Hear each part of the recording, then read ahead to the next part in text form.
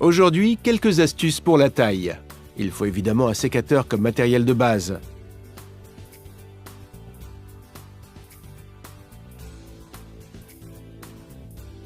Allez, direction le jardin. Beaucoup de personnes n'ont peut-être pas forcément remarqué qu'il y a un côté plat. C'est le côté que l'on va toujours utiliser pour tailler. Et le principe est simple. Si vous ne vous tortillez pas, c'est bon. Si vous devez toutefois insister plus fortement avec votre sécateur, vous avez alors plutôt intérêt à utiliser un coupe-branche. Ne coupez pas une branche au hasard. Vous remarquez que l'on a ici un embout. Essayez de tailler au plus près du tronc. L'eau va pouvoir s'écouler et votre entaille ne va pas servir de nid aux maladies. Avec un sécateur, vous pouvez tailler des branches qui ne sont pas plus épaisses qu'un crayon. Lorsqu'elles sont plus épaisses, vous devrez commencer à tortiller votre outil, ce qui va provoquer une mauvaise coupe. Et vous allez émousser votre sécateur.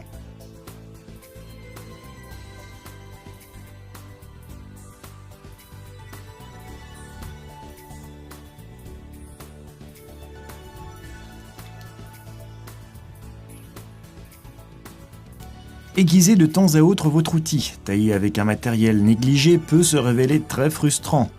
Assurez-vous que les lames restent bien alignées, vous pourrez ainsi réaliser un travail bien plus propre et bien plus précis.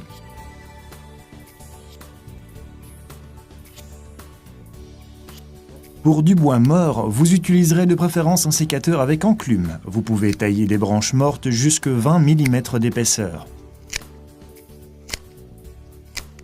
Donc, le classique sécateur standard.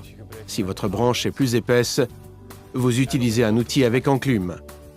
Et pour tailler dans des hauteurs, on utilise un manche télescopique. Travaillez à nouveau au plus près du tronc de l'arbre. La branche doit en fait tomber parfaitement dans le bec de la pince.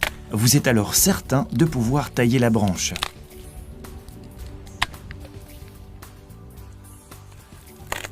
Si notre branche est trop épaisse pour un coupe-branche, passez alors à une scie à élaguer.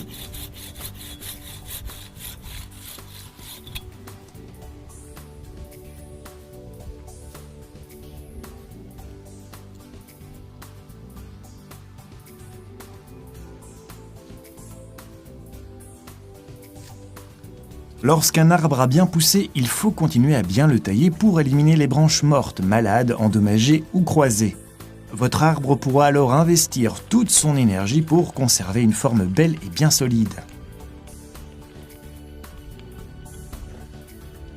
La meilleure période pour tailler, c'est lorsque l'arbre lui-même rejette le bois. Vous pouvez en principe ôter le bois mort toute l'année, mais la nature effectue ses tâches elle-même lors des périodes de neige, glace et vent.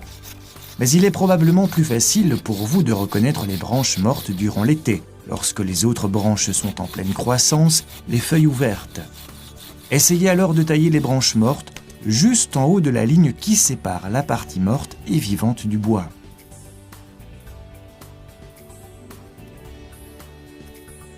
Ôtez le bois mort de votre arbre, cela va alléger sa couronne et laisser passer plus de lumière aux branches intérieures, et puis cela évitera quelques maladies.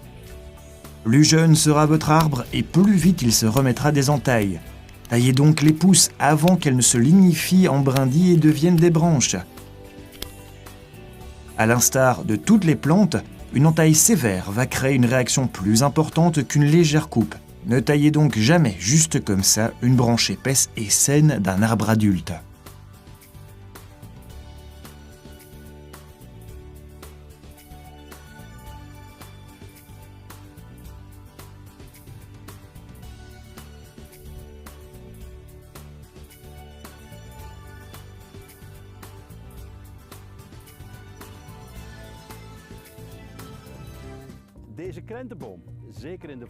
Le matin, cet amélanchier est dans une zone très ensoleillée. C'est pour cela que je dois à présent le tailler en automne. Ce n'est pas forcément évident de tailler un amélanchier parce qu'il faut plutôt le faire après floraison, car les boutons des fleurs printanières de l'année suivante se forment durant l'été, il faut donc tailler après la floraison. Mais ce que je vais tailler maintenant, c'est du définitif. Donc ça doit de toute façon partir et vous pouvez le faire en fin d'année. Tailler des branches épaisses, ce n'est pas forcément évident, il faut de bons outils. Et ça, c'est un sécateur avec une transmission. La transmission est ici. Vous pouvez couper de grosses branches. Regardez, je vais le refaire en plusieurs étapes. 1, 2, 3. Vous pouvez donc tailler en plusieurs fois. Il y a un effet de levier. Vous disposez de plus de force et vous pouvez donc tailler plus facilement des branches résistantes. Pour cet amélanchier ici, je me faufile un peu entre les branches. C'est surtout ce côté-ci qui prend beaucoup de soleil le matin. Et je veux le dégager. Vous ne devez pas le faire avec un simple sécateur ou un coupe-branche. Il vous faut vraiment un coupe-branche avec transmission. Le but, c'est de toujours aller le plus loin possible sur la branche pour pousser. Vous disposez alors de plus de puissance et vous allez pouvoir l'entendre.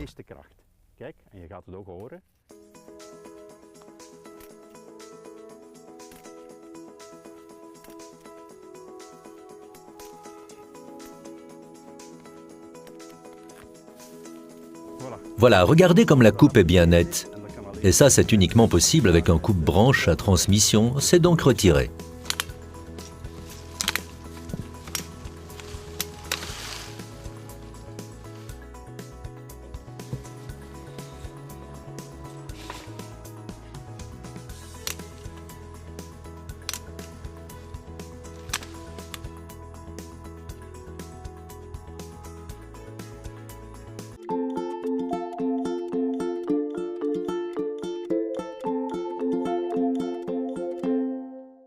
Le bois mort, c'est la porte ouverte à toutes les maladies. Donc, plus vous coupez de bois mort, moins vous risquez de voir apparaître des maladies. Mais comment repérer ce qui est mort sur des branches sans feuilles? Quel bois est mort? Pour cela, vous devez effectuer un test de rupture. Vous prenez donc l'embout d'une branche, comme ceci, et puis, hop, vous cassez et vous le distinguez de suite. La cassure est sèche, le bois est mort. Donc celle-ci, on peut certainement la retirer. Et je recommence simplement avec ce sécateur. Vous voyez, c'est un sécateur avec enclume, un sécateur spécialement adapté au bois mort, un matériel solide.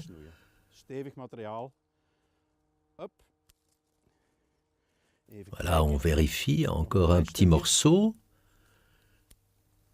Oui. Et là, on arrive à nouveau sur un bois vivant. Donc celui-ci est bien taillé. Vous en avez encore un, il a l'air bon, mais comme les apparences peuvent être trompeuses, je vais le rompre. Regardez, c'est tout brun de l'intérieur. Vous pouvez très bien le voir ici, donc le bois est mort. Donc je vais aussi le tailler. Au début, un petit morceau, et on regarde jusqu'où on peut remonter. Ici aussi, je ne distingue pas vraiment de partie verte ou blanche. Je vais donc devoir tout couper jusque dans le recoin. Alors, ce sécateur est bon pour les branches allant d'1 centimètre à 1,5 centimètre. Mais pour les branches plus épaisses de bois mort, il vaut mieux utiliser un matériel plus imposant, et certainement pour des branches qui sont si élevées qu'on va avoir du mal à les atteindre. On a donc besoin d'autre chose qu'un sécateur, un coupe-branche. Donc on va ici en une fois tailler cette branche morte, et notez bien comme ça se fait facilement. C'est comme tailler dans du beurre. Et encore ici. Et que faire si c'est trop éloigné? Cette cisaille a la possibilité de s'allonger. On pousse simplement sur ce bouton, voilà, et hop, en une fois, on a rajouté un bon 1,5 mètre et vous pouvez tailler tout ce qui se trouve plus haut.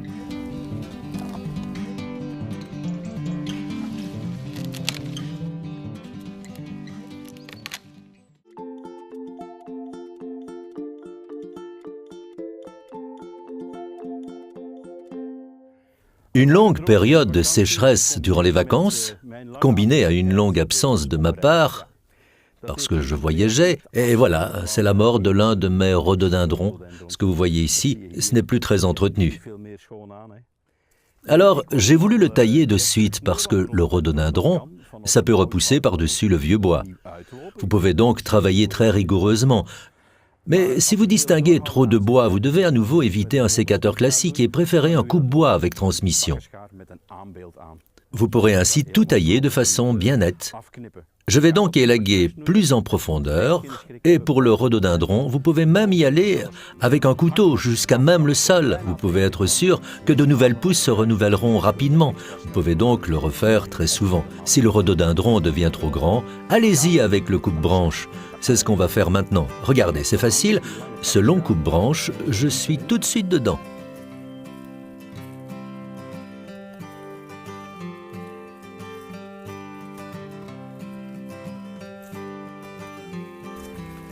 Je vais m'assurer que les branches restent debout ici et s'étirent bien équitablement de chaque côté, pour qu'en été, on obtienne plus ou moins une tête un peu arrondie. Oui, et regardez, du bon matériel, ça fait vraiment la différence, comme dans du beurre.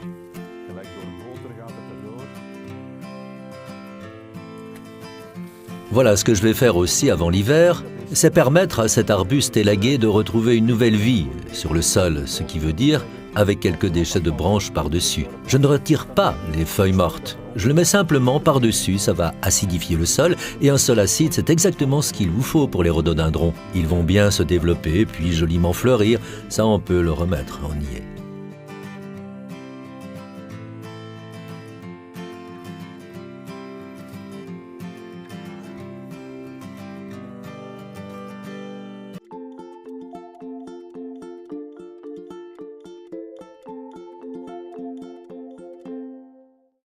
Mon but, c'était de déplacer cette glycine qui fait un peu désordre près du cabanon de jardin, de le placer tout le long du mur, jusqu'à ce qu'il atteigne l'hortensia grimpant. Cependant, on nous a un peu mis des bâtons dans les roues, parce que cet été, les feuilles ont commencé à brusquement jaunir, les branches ont fané, les feuilles sont tombées, et je me retrouve du coup face à un morceau de glycine dénudé, et je me demande ce qui se passe. Les glycines sont rarement sujettes aux maladies, mais il est fort probable qu'il y a une carence dans le sol due à une terre trop calcaire, ce qu'elles ne supportent pas du tout. Elles ont besoin d'un sol plus acide. Et comme on distingue pas mal de dolomie à ses pieds, on peut estimer que c'est bien une des causes, et puis aussi un manque en nutriments. La glycine a besoin d'un engrais riche en phosphore, et il suffit donc tout simplement de nourrir votre glycine en début d'année, ce que l'on ne peut pas faire maintenant. On travaille bien au niveau du pied, on rajoute un amendement du sol avec un bon engrais au niveau du phosphore. C'est le paramètre le plus important pour cet engrais. On fera tout cela en début d'année et ce qu'on peut déjà faire maintenant, c'est tailler les branches mortes. Et tailler des branches mortes, je ne compte pas le faire avec un simple sécateur. Vous avez besoin d'un sécateur à enclume, comme ceci, un sécateur qui vous permet vraiment de couper le bois mort. Et là, on y va. Mais je dois d'abord déterminer à partir d'où le bois est mort. Parce qu'un bois dénudé n'est pas forcément mort, il faut donc utiliser la technique de l'ongle pour le vérifier. Regardez, cette branche, elle provient de là-bas, de l'autre côté de l'abri de jardin. Et là, on va d'abord retirer un peu l'écorce. Et je le remarque de suite, regardez ce qu'il y a en dessous. Vous remarquez la couleur? C'est une couleur brune, donc cette branche est définitivement morte. Oui, c'est effectivement du bois mort. Donc je commence complètement depuis l'arrière et je reviens vers la plante. C'est toujours le plus facile pour travailler proprement.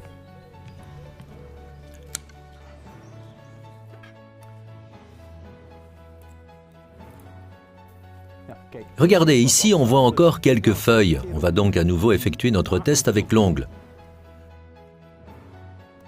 Oui, vous voyez, c'est un blanc verdâtre. Donc, cette branche vit encore. Celle-ci, non. Donc, juste ici, par-dessus la branche, je vais la tailler. Et si ça ne va pas avec l'ongle, vous pouvez bien entendu utiliser le couteau. Regardez, c'est tout brun, c'est mort. Je vais encore tailler jusqu'ici. Apparemment, cette branche vit encore, il y a encore des feuilles. Regardez, ce que vous avez aussi souvent lorsque vous voulez tailler des branches mortes, c'est au niveau de la partie haute, le côté humide. Observez la différence avec la partie supérieure. Regardez ce que vous avez ici.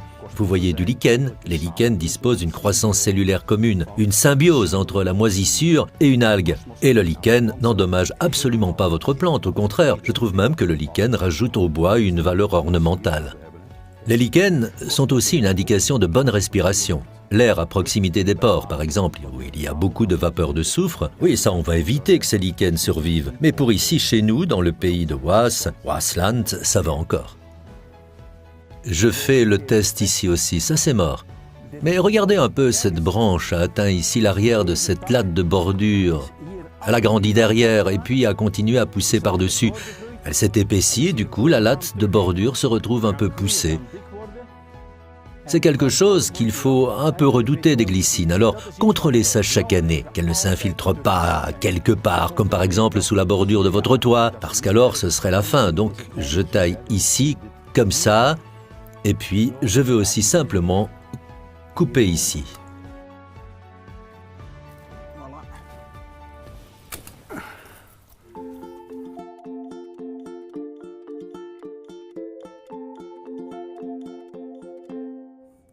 Un bon matériel, cela demande naturellement un bon entretien et c'est seulement comme cela qu'il tiendra de nombreuses années. À quoi bon un bon sécateur qui se bloque? Après chaque utilisation, je vais soigneusement nettoyer mon outil de taillage. J'utilise pour cela une savonnette avec un liquide désinfectant, voilà, c'est désinfecté. Et ensuite, je le sèche. Et ensuite, je vais vaporiser mon sécateur avec un spray pour sécateur, ce qui va dégager tous les éléments aussi sur les sécateurs plus vieux. Regardez, c'est bien sec.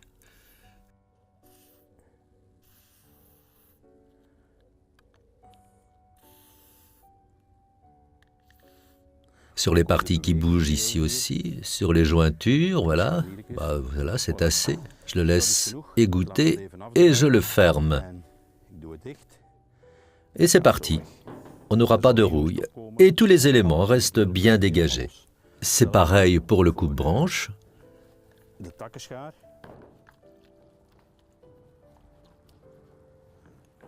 D'abord bien le désinfecter.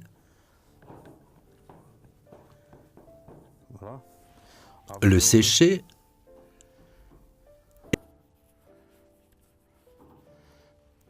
Et puis on vaporise de téflon. Regardez, on dispose d'une buse vraiment très facile.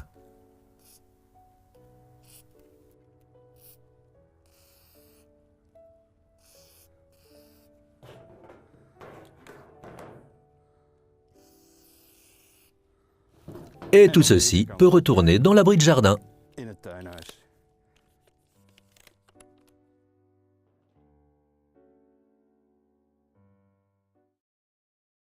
Des outils forts pour chaque travail de jardin.